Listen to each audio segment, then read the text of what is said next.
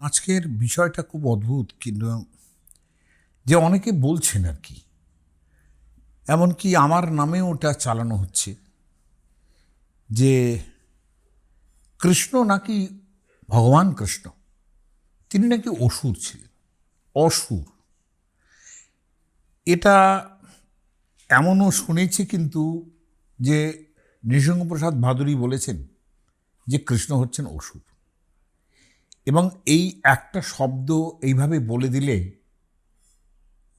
তো হয় না, কারণ নৃসিংহপ্রসাদ ভাদুরী একটু লেখাপড়া করেছে, তো ফলত এই কৃষ্ণ বলেছেন অসুর, এরম একটা মানে সুইপিং একটা রিমার্ক করে দিলে হয় না। প্রথমত এটা বুঝতে হবে যে বৈদিক কাল, যে কৃষ্ণকে, যিনি দ্বাপর যুগে জন্মেছিলেন, এরকম অনেকের একটা চেষ্টা থাকে যখন কৃষ্ণের মাহাত্ম্য বর্ণনা করেন, তখন তারা চেষ্টা করেন যে বেদে কৃষ্ণের নাম পাওয়া যায় কিনা। তো এরকম অনেক লোক আছেন যারা বেদে কৃষ্ণের নাম একবার দেখে কি আছে না আছে সেটা বিচার করছেন না। এমনকি বড় মানুষও তার মধ্যে আছেন, বিচার না করেই আমাদের স্বয়ং ভগবান কৃষ্ণ বলে যাকে মানি এবং আনত হই তার প্রতি, ভগবান, পূর্ণ ভগবান বলে যাকে মানি, তার সঙ্গে একাকার করে দেন। কিন্তু এটা কেউ বলেন না যে বেদে অসুর শব্দের মানেটা কি। বেদে দুরকম মানেই আছে। প্রথমত অসুর শব্দটা অসুর, মানে যাকে আমরা অসুর বলি, সাজা কলোকুয়াল ভাবে অসুর, ওই অসুরটা মহিষাসুর, অমুক তমুক ইত্যাদি, যে অসুর, এই অসুরকে বেদে যখন অসুর বলে কাউকে ডাকা হয়েছে, সেটা বেশিরভাগ সময় দেবতাদেরই ডাকা হয়েছে। তার মধ্যে বরুণ দেবতা আছেন, যার উদ্দেশ্যে অনেকগুলি মন্ত্র এবং সূক্ত রচনা হয়েছে ঋগ্বেদে।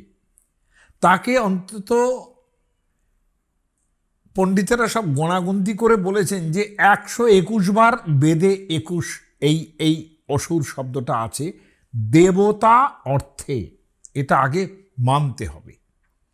আমি এটা আগেও বলেছি যে কেন অসুর মানে দেবতা, এবং কতটা প্রাচীন এই শব্দ দেবতা অর্থে, এ কথাটা আমি অনেকবার বলেছি।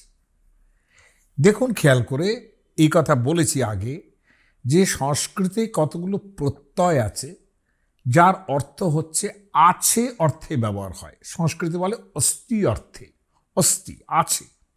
যেমন ধন আছে যার, ধনবান যেরকম হয়, আবার সেমনি ধন আছে যার, ধনী, ইন প্রত্যয় যোগ করলে ধনী হয়। দুটোরই মানে ধন আছে যার।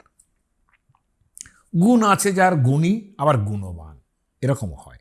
সবগুলোই যে এরকম গুণী আর গুণবান এরকম হবে তা নয়। অনেকগুলো এমন আছে শুধুমাত্র ওই ইন প্রত্যয়ই হয় আছে অর্থে, শুধুমাত্র ওই বতুপ মতুপ অর্থাৎ গুণবান, বুদ্ধিমান এইরকম অর্থে আছে। বুদ্ধিমান যিনি, তাকে ওই রকম ধনী বলে বলা যাবে না, ইন এরকম প্রত্যয় নেই।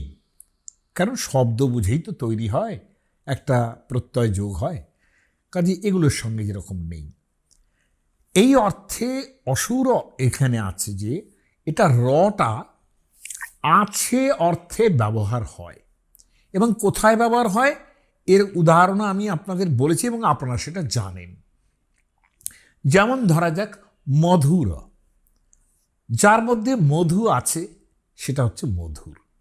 এমনকি কথার মধ্যে যদি মিষ্টত্ব থাকে তখনও আমরা বলি মধুর শব্দ, মধুর কথা, গানটা কত মধুর, এরমভাবে বলি। তার মানে মধু তার মধ্যে আছে। এই মধুটা বিভিন্ন অর্থে ব্যবহার হয়। গানের অর্থে যখন ব্যবহার হয় যে মধুর গান শুনলাম, কি মধুর গলা, সেখানে নিশ্চয়ই মধু ঢালা হয় না। তাহলে মধুর যে গুণটা, মিষ্টত্ব, সেইটার সঙ্গে কথাবার্তা হয়। এইটা বুঝতে হবে। এই র যে প্রত্যয়টা হচ্ছে র, সেটা আছে অর্থে। অধর, যেটা নিচের দিকে আছে, অধর, ওষ্ঠ, অধর, অধর ওষ্ঠ, এই যে ব্যাপারগুলো, এই র প্রত্যয়টা আছে অর্থে। অসু, অসু মানে হচ্ছে প্রাণ, প্রাণ শক্তি। তাহলে কি দাঁড়াচ্ছে জিনিসটা?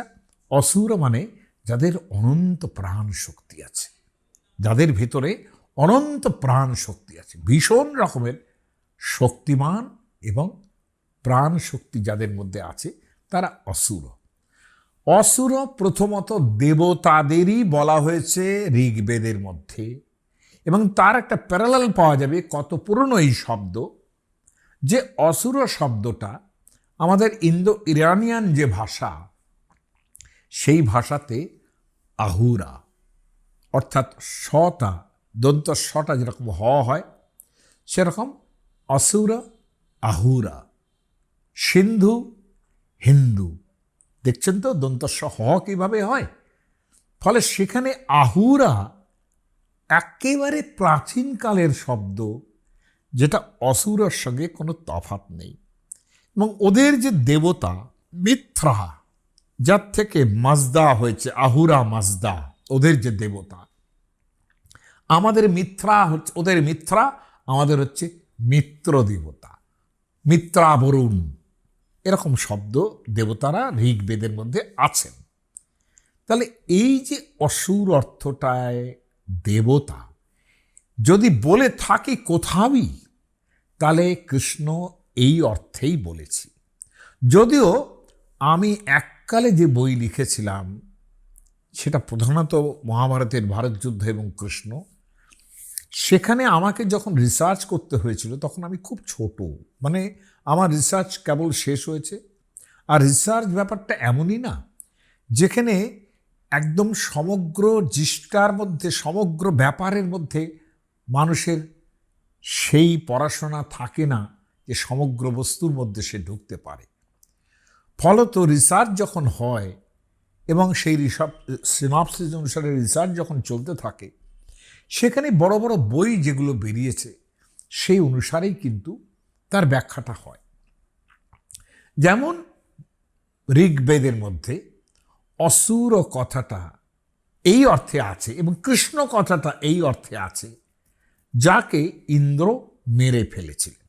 আমি সেই ঋগ মন্ত্রটা আগে শোনাই, সেইটাই হচ্ছে মূল, যেখান থেকে এই ভুল বোঝাবুঝিটা তৈরি হয়েছে। ঋগ মন্ত্রটা হচ্ছে যে 10,000, সেখানে দেখা যাবে ঋগ মন্ত্রটার মধ্যে এটা বলা হচ্ছে। মন্ত্রটাকে আগে শোনাই তাহলে। মন্ত্রে বলা হচ্ছে ইন্দ্র, ইন্দ্র সমৎসু যজমানমার্জম প্রাবত বিশ্বেষু শতভূতিরাজিষু। এই যে শব্দগুলো বলা হলো, আমি এগুলোর প্রতিপদ ব্যাখ্যার মধ্যে যাব না। সেটা করা যায় কিন্তু করব না। কেন করব না? সময় চলে যাবে, কারণ এত আমি বেদ মন্ত্র এখানে ব্যাখ্যা করতে বসিনি। সমীঢ়েষু আজিষু বাজিষু মনবে শাসদ ব্রতা ত্বচম কৃষ্ণাম অরন্ধয়ত, ত্বচ কৃষ্ণাম অরন্ধয়ত। এখানে কৃষ্ণ কথাটা আছে, তার আগে ত্বচ কথাটা আছে। ত্বচ মানে ত্বক, অর্থাৎ আমাদের গায়ের চামড়া। ইন্দ্র নাকি কৃষ্ণ নামক একজনকে, আমি এখনই তাকে অসুর কিংবা কিছু বলতে রাজি নই, কৃষ্ণ নামক একজনকে তাকে আক্রমণ করে তার সমস্ত গায়ের চামড়া উঠিয়ে দিয়েছিলেন। হ্যাঁ, এবং তার ভক্তদের বলা হচ্ছে আর্যদের, যারা যজমান, যারা যজ্ঞ করে ইন্দ্রের, তাদের রক্ষা করেছিলেন এইভাবে। এবং যুদ্ধে যারা মৃত, তার পক্ষের এবং অপর পক্ষের, সম্মুখ যুদ্ধে যারা মৃত, তাদের স্বর্গের ব্যবস্থা করেছিলেন। এটা আমাদের একবারেই ট্র্যাডিশন, যে সম্মুখ যুদ্ধে মারা গেলে সে স্বর্গে যাবে, এরকম ভাবনা কৌটিল্যের অর্থশাস্ত্রে পর্যন্ত। সৈনিকরা যুদ্ধে যাওয়ার আগে রাজাদের বক্তৃতা দিতেন, বলে দেখো যুদ্ধ থেকে কিন্তু পালিয়ে এসো না, যে যুদ্ধ করে যাবে সে স্বর্গে যাবে।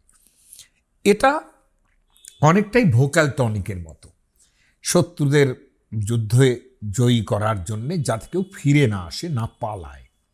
যাই হোক, কিন্তু সেই যে কৃষ্ণ, এই কৃষ্ণের ত্বক ছেদন করে চামড়া তুলে দেওয়া উচিত হয়েছিল, ইন্দ্র সেটা করেছিলেন।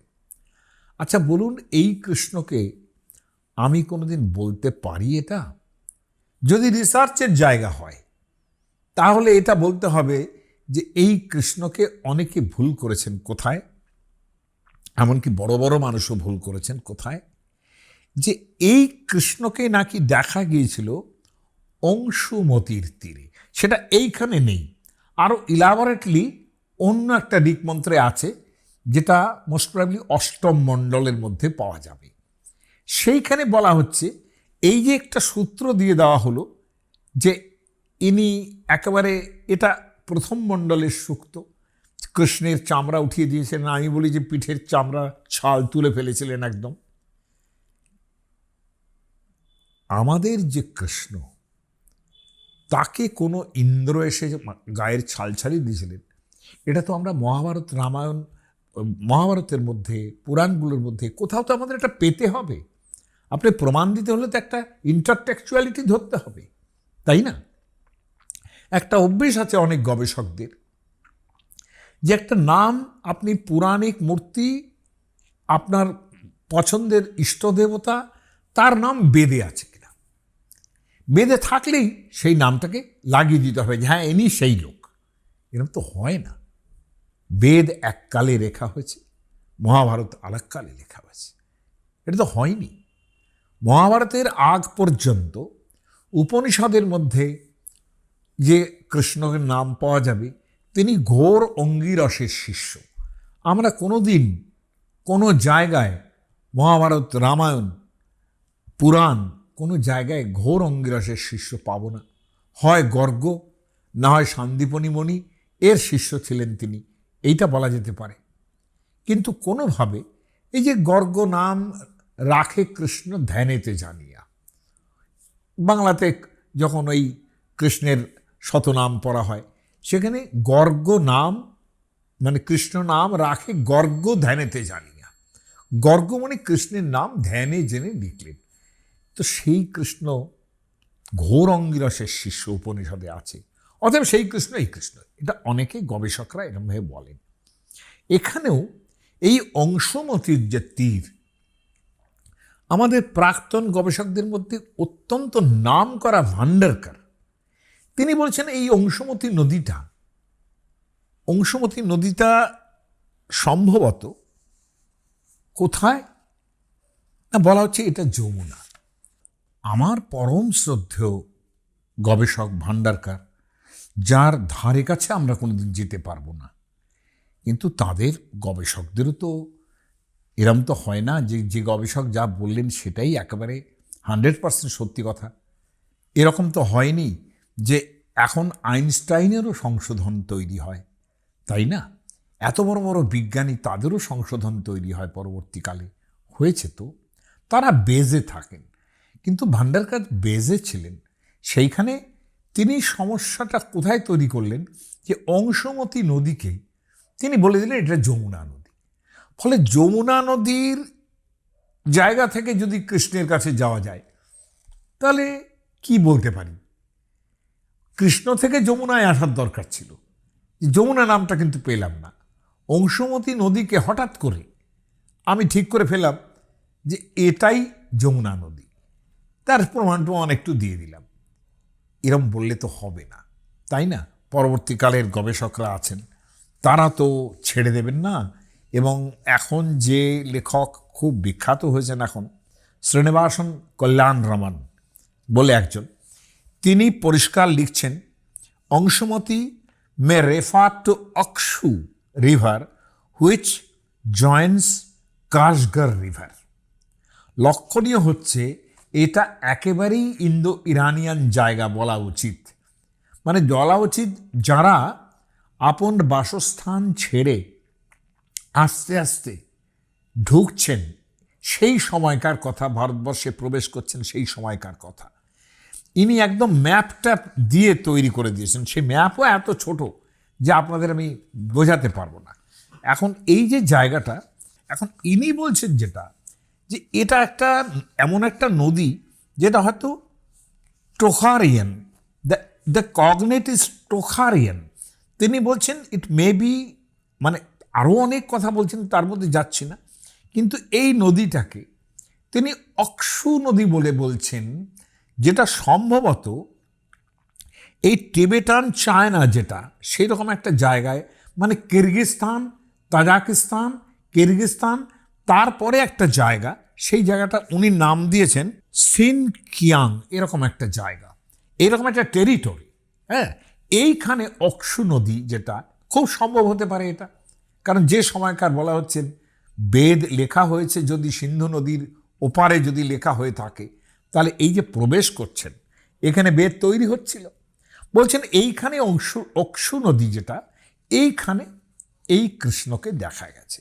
সেই কৃষ্ণ কীরকম, আমার যে মন্ত্রটা আছে একটা বিশদভাবে আছে, সেই বিশদভাবে আছে অষ্টম মণ্ডলে। সেখানে মন্ত্রটা এইরকম: অবদ্রাপস অংশমতিম অতিষ্ঠদ ইয়ান কৃষ্ণ দশাভিসহস্রই। মানে ব্যাপারটা দাঁড়াচ্ছে এই রকম, এই মানে দাঁড়াচ্ছে তার, যে এখানে অংশমতির তীরে তিনি দাঁড়িয়ে দেখলেন যে অংশমতিম অতিষ্ঠদ ইয়ান কৃষ্ণ দশাভিসহস্রই। মানেটা কি দাঁড়াচ্ছে, যে তিনি অংশমতির তীরে 10,000 সৈন্য নিয়ে কৃষ্ণ দাঁড়িয়েছিলেন। এবং তিনি বলছেন, ঋগ্বেদের মন্ত্রের মধ্যে বলা হচ্ছে যে আমি দ্রুতগামী কৃষ্ণকে দেখতে পেলাম। ইন্দ্র বলছেন আমি দ্রুতগামী কৃষ্ণকে দেখতে পেলাম। সে অংশমতী নদীর গূঢ় স্থানে, অত্যন্ত নিগূঢ় স্থানে দাঁড়িয়ে আছে, লুকিয়ে আছে। এবং সেটার মন্ত্রটা হচ্ছে এই রকম। এই মন্ত্রটার দেখার মধ্যে একটা পরপর 3টে মন্ত্র আছে এখানে, যে দ্রাপসম অপস্যাং বিশুনে চরন্তম উপহরে, এই যে খুব গোপন জায়গায়, উপহরে নদ্য অংশুমত্যা, আমি অংশুমতির তাকে গোপন জায়গায় লুকিয়ে থাকতে দেখেছি। নভোন কৃষ্ণম অবতস্থিমাংসম ঈশ্যামিব বৃষণ যুদ্ধত আজৌ। বলছে নভোন কৃষ্ণম, আকাশের মধ্যে যে সূর্য ওঠে, সেই সূর্যের ওপরে যদি মেঘ থাকে, তো মেঘের মধ্যে সূর্য সম একটা লোককে আমি দেখতে পেয়েছি। সেটার উপমাটা কোথায়? ওই যে লুকিয়েছিল বিভিন্ন বন জঙ্গল হবে অংশবতীর তীরে, সেটাকে বলছে যে আমি তাকে দেখতে পেলাম। দেখাটা স্বাভাবিকভাবেই সূর্যালোকেই দেখা যায়। সেই জন্য বলছেন সূর্য যদি ওই অত মেঘের তলায় থাকে, তাহলে সেই রকম কৃষ্ণকে আমি দেখতে পেলাম। এবং তারপর ইন্দ্র তাকে ধরে ফেলেন, ইন্দ্র তাকে বধ করে। টিকা যে যাঁরা লিখেছেন, সায়নাচার্য, তিনি তো কৃষ্ণের কথা জানতেন। তিনি 13-14 সেঞ্চুরিতে টিকা লিখছেন বেদের। তার থেকে ভালো টিকা তো আর কেউ করেননি, অত বিশদ টিকাও কেউ করেননি। তিনি প্রথম মন্ত্রটা যখন প্রথম মণ্ডলে পেলেন, যিনি বললেন যে এটা কোনোভাবেই কিন্তু আমাদের কৃষ্ণের সঙ্গে মেলেন না, একটা শব্দ উচ্চারণ করেন। তিনি যথেষ্ট পড়েছেন, ভাগবত পুরাণ থেকে আরম্ভ করে সব পুরাণ তার পড়া হয়ে গেছে, একদম এক করার চেষ্টা করেন যে এই কৃষ্ণ সেই কৃষ্ণ। হ্যাঁ, কিংবা পরে যখন অষ্টম মণ্ডলে লিখছেন, তখনও কিন্তু একবারও বললেন না, বরঞ্চ বললেন যে এ একটা অনার্য জনজাতির মানুষ, যার গায়ের রং কালো।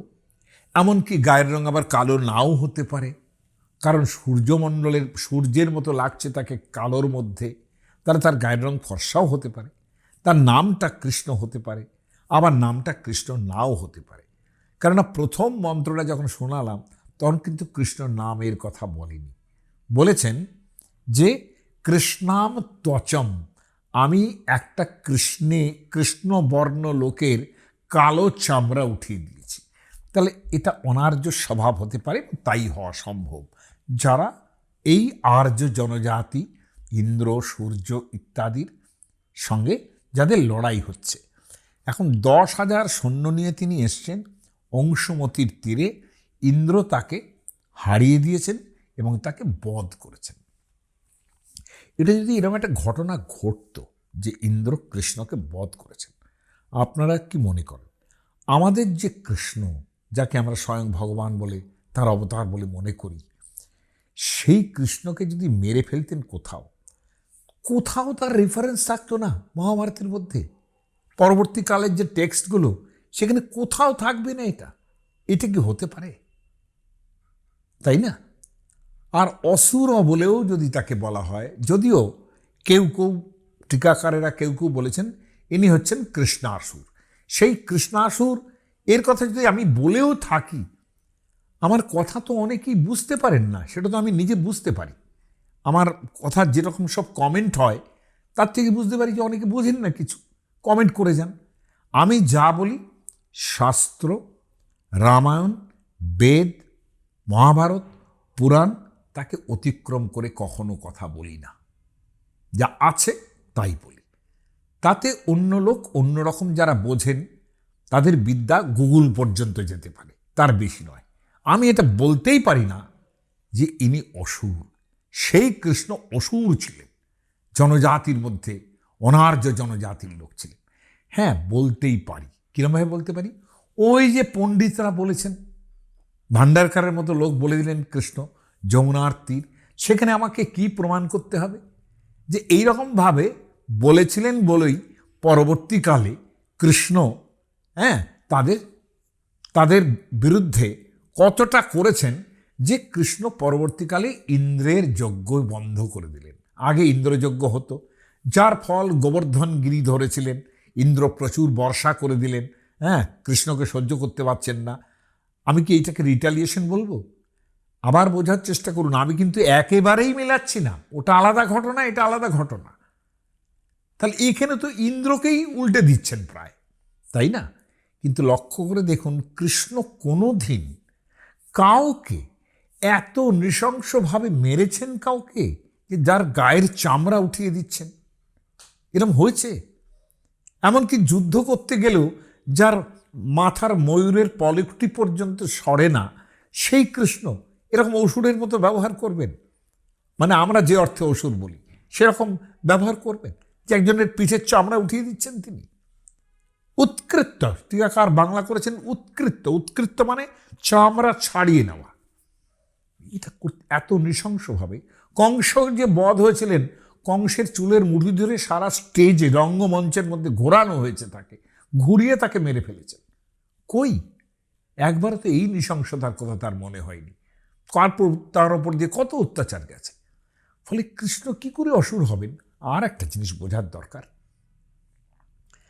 যে আমাদের এই গণ্ডগোলটা করে দিয়েছেন কিন্তু ভান্ডারকার।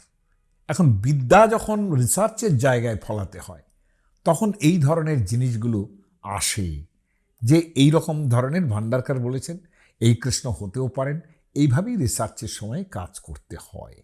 কিন্তু আমি যদি বা সেটা বালক বয়সেও আমি এটা বলিনি যে এই কৃষ্ণ সেই কৃষ্ণ, কেননা আমি এই ঘটনার পক্ষপাতী নই। কেননা একটা সময় দেখেছিলাম একজন রিসার্চ করে বলেছেন যে এই যে বৃন্দাবন ব্রজভূমি এর কথা বেদে আছে। আমি খুব কিনলি পড়তে আরম্ভ করলাম কি লিখেছেন। দেখলাম কোথাও একটা ব্রজ শব্দটা ঋগ্বেদে, তার পরবর্তীকালের ব্রাহ্মণ গ্রন্থগুলোতে ব্যবহার হয়েছে। হবেই, ব্রজ বলতে তো এটা বোঝায় না। ব্রজ বলতে কি বোঝায়? আমি বরংবার এটাও বলেছি, বহু ইউটিউবেই বলেছি যে তৎকালীন দিনে প্রত্যেক রাজারা, যেহেতু তৎকালীন দিনের টাকা পয়সার বিনিময়ের জন্যে বিনিময় হতো, এই আমি এইটা দিলাম তার বদলে আর একটা বস্তু কিনলাম, এইভাবে হতো। টাকা পয়সার কয়েন টয়েন এইভাবে হতো না, বার্টার সিস্টেম ছিল। ফলত এই গরু ব্যাপারটা ভীষণ ইম্পর্ট্যান্ট ছিল। যখন গরু ডোমেস্টিকেট করা হয়েছে, তার যে দুধ দেয় তার থেকে কত কিছু তৈরি হয়, এই গরুটা একটা মহার্ঘ সম্পত্তি হয়েছিল, যার জন্য বারবার বেদের মধ্যে আমাদের এত গরু দাও, এত গরু দাও এইসব বলা হয়েছে। একটা মন্ত্র তৈরি হচ্ছে, সেখানে বলছেন আমাদের এত গোধন দাও। কোথায় গরু চুরি হয়েছে সেটা খুঁজতে ইন্দ্র যাচ্ছেন, পণি সেটা স্পাইং করে আসছেন। এইসব ঘটনা ঘটেছে গরু নিয়ে। এখন গরু চড়ার জন্যে প্রত্যেক রাজা, ছোট ছোট রাজারও তার নিজস্ব যে জায়গা, টেরিটরি, তার প্রান্তিক জায়গায় যে জায়গায় গরু চড়ানো হতো, কাউ ব্রিডিং হতো, সেই জায়গাটাকে বলে ব্রজভূমি। ব্রজভূমি, বৃন্দাবনই একমাত্র ব্রজ নয় কিন্তু। ফলে এই অর্থে ব্রজ শব্দটা ঋগ্বেদে আছে। তাই দেখে তিনি বললেন, এই তো আমাদের কৃষ্ণের ব্রজভূমি, একেবারে বৃন্দাবন, সেটা ঋগ্বেদে আছে। এরকমভাবে বলাটা উচিত নয়। This is over simplification. আপনারা যদি সত্যযুগ, ত্রেতাযুগ, দাপর যুগ মানেন, তাহলে যুগটাও তো মেলে না। যদি ধরে নিই বেদ একমাত্র সত্যযুগের জিনিস, তাই তো সবাই বলে যে সত্যযুগে একমাত্র ধর্ম তিনি হচ্ছেন বেদ, তাই না? বেদ ও অখিল ধর্মমূলম, সমস্ত ধর্মের মূল হচ্ছে বেদ। সেটা কোন যুগে তৈরি হয়েছিল? সত্যযুগে তৈরি হয়েছিল। তাহলে বেদে যেটা লেখা আছে, বেদে যে কৃষ্ণ শব্দ আছে, সেটাই দাপর যুগে এসে পৌঁছবে এমন তো হয় না। যদি বলেন পরশুরামকে অমুক সময়ও দেখা গেছে, তমুক সময়ও দেখা গেছে, এই পরশুরাম, নারদ, এগুলো ইনস্টিটিউশন হিসেবে ব্যবহার হতো, হ্যাঁ তাই না? অর্থাৎ পরশুরামের যেটা শিষ্য সম্প্রদায়, তারাও পরশুরাম বলে পরিচিত হতেন। বুঝতে পেরেছেন? এরকম জায়গা প্রচুর আছে এখনও, যে যেখানে গুরুর নামে, গুরুর আশ্রমের নামে সেই উপাধিগুলো চলে। ধরুন যে গিরিপুরী ভারতী, এ তো একজন প্রথমে ছিলেন, তারপর থেকে গিরিপুরী ভারতী হয়ে গেলেন তারা। আমরাও যেরকম এক একটা জায়গা থেকে আমাদের নাম তৈরি হয়েছে, পরপর সেটা চলছে, এরকমও তো হয়। কাজে এই দিক থেকে না, ওই ব্রজভূমি ওখানে ছিল, অতএব এখানেও আছে, এটা তো হতে পারে না। দেখুন, সমান নামেও কৃষ্ণের পরিচিতি আছে। কৃষ্ণ যখন ছিলেন তখন জরাসন্ধের অত্যন্ত কাছের লোক, জরাসন্ধ কৃষ্ণের শত্রুপক্ষের মানুষ, অত্যন্ত কাছের লোক, যাকে আমাদের দেশের এই পুণ্ড্রবর্ধন যাকে বলি আমরা, পৌণ্ড্র দেশের রাজা, অর্থাৎ দিনাজপুর, এই ওদিকটা, এইসব অঞ্চলের যে অঞ্চলটা, তাকে পুণ্ড্র বলা হতো। এই অঞ্চলের যিনি রাজা ছিলেন, তিনি নিজে বাসুদেব টাইটেল গ্রহণ করেছিলেন। কেননা যেহেতু তিনিও নাকি চক্র চালাতে পারতেন। যে কৃষ্ণ বাসুদেব, তার একমাত্র অস্ত্র, একেবারে তার বিশেষ অস্ত্র হচ্ছে চক্র, যাকে বিষ্ণুর সুদর্শন চক্র বলি আমরা। তো ইনিও চক্র চালাতে পারতেন এতটাই ভালো যে তার নাম হয়ে গেল কৃষ্ণ বাসুদেব। বাসুদেব কৃষ্ণ নয়, বাসুদেব কৃষ্ণ, অর্থাৎ পৌণ্ড্রক বাসুদেব তার নাম হয়ে গেল। তার মানে বসুদেবের ছেলের নামটা তিনি নিয়ে নিলেন। কিন্তু যদি নেনও এরকম, তিনি কি কোনোভাবে কৃষ্ণ হবেন? কৃষ্ণের হাতেই তার মৃত্যু হয়েছিল। কিন্তু সেই পৌণ্ড্রক বাসুদেব যিনি, তিনি কি বাসুদেব হয়ে গেলেন? ঋগ্বেদের কৃষ্ণ, ঋগ্বেদে যে নাম পাওয়া গেল কৃষ্ণ, অসুর, তিনি হঠাৎ করে এই কৃষ্ণ হয়ে যাবেন? এইটা হয় না। কালের হিসাব করুন এবং অ্যাটমসফিয়ার এবং পরপর ইন্টারটেক্সচুয়ালিটি, সেইগুলো বিচার করতে হবে। তবে কিন্তু এই কৃষ্ণের কথাটা মানে বুঝতে হবে সেইভাবে, ইন্টারটেক্সচুয়ালিটি বিচার করে। কোথাও পাওয়া যাবে না এইভাবে যে কৃষ্ণ অসুর ছিলেন। কৃষ্ণ নাম দিয়ে তো আরও নাম আছে। এই যে দৈপায়ন বেদব্যাস, তার গায়ের রং কালো ছিল, তার নাম কৃষ্ণ দৈপায়ন। তাহলে ইনি কি সেই কৃষ্ণ হয়ে গেলেন? কৃষ্ণ বাসুদেব যিনি, সেই কৃষ্ণ কি হয়ে গেলেন? কৃষ্ণ দৈপায়ন ব্যাস। আচ্ছা, এবারে বলুন তো, যে কৃষ্ণ যেখানেই দেখবেন সেখানেই এই কৃষ্ণের গন্ধ পাবেন আপনি, এটা তো বললে পারে মুশকিল। ধরুন যজুর্বেদ, কৃষ্ণ যজুর্বেদ, আপনি কি করবেন এখানে? কৃষ্ণ যজুর্বেদ যদি বলেন, তার মানে এই কৃষ্ণ আমাদের যজুর্বেদ লিখেছিলেন। এই ওভার সিম্পলিফিকেশনগুলো যারা কিছু জানেন না, তারা এই ধরনের ওভার সিম্পলিফিকেশন করেন, এবং দয়া করে এটা আমার উপরে চাপাবেন না। আজকে অমুক ভাদুরী, ধরা যাক, যিনি নাটক করতেন কিংবা ইত্যাদি করতেন, শিশির ভাদুরী অমুক তমুক ইত্যাদি, তার সঙ্গে আমাকে অনেকে জিজ্ঞাসা করে আপনার সঙ্গে তার সম্পর্ক ছিল? না, ছিল না। তাহলে এত কাছে থেকেই যদি ভাদুরীতে সম্পর্ক কোনোদিন না থাকে, তাহলে একটা কৃষ্ণ, ঋগ্বেদের কৃষ্ণ, যাকে অসুর বলা হয়েছে, দেবতাদের শত্রু হিসেবে চিহ্নিত করা হয়েছে, যদিও অসুর মানে দেবতা হয়, কিন্তু এখানে অবধারিতভাবে তিনি দেবতাদের শত্রু, সেই অর্থেই ব্যবহার হয়েছে। সেই অসুর, কৃষ্ণাসুর, কি আমাদের ভগবান কৃষ্ণ হতে পারেন? না, আমি বলতে পারি এটা তিনি আমার পরম আরাধ্য দেবতা, আমার প্রাণারাম। আমি বলতে পারি যে তিনি অসুর ছিলেন। আমরা যে অর্থে অসুর বলি সেই অর্থে অসুর ছিলেন। যদি মহাভাগ দেবতা অসুর হিসেবে দেখেন, যে অসুর মানে দেবতা, আমি বলতে পারি তিনি দেবতা। কিন্তু তাই বলে অসুর নামটা দিয়ে রামায়ণ, মহাভারত কিংবা ইত্যাদি পরবর্তী যুগে কোনো দিন তাদের অসুর বলা হতে পারে না। যে অর্থে আমরা অসুরের ব্যবহার করি সে অর্থ কিন্তু মহাভারত, অর্থাৎ দেবতাদের শত্রু। এবং এই কৃষ্ণকে বলা হয়েছে অদেবী, অর্থাৎ দেবতা নয়। দেবতা নয় মানে আমরা যে অর্থে অসুর বলি সেই অর্থে। কিন্তু সেই অর্থে কি আমি বলবো যে কৃষ্ণকে আমি অসুর বলেছি? এইটা কখনো হতে পারে না। এই ভ্রম যেন সংশোধন হয়।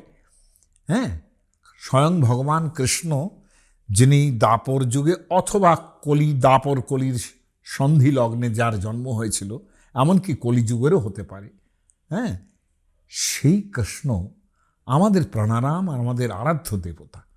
তিনি কোনোভাবে অসুর হতে পারেন না। নৃসিংহপ্রসাদ অন্তত সে কথা বলবে না। আমি ভাবি তিনি আমার পরম আরাধ্য দেবতা, তিনি আমার প্রাণারাম দেবতা। এই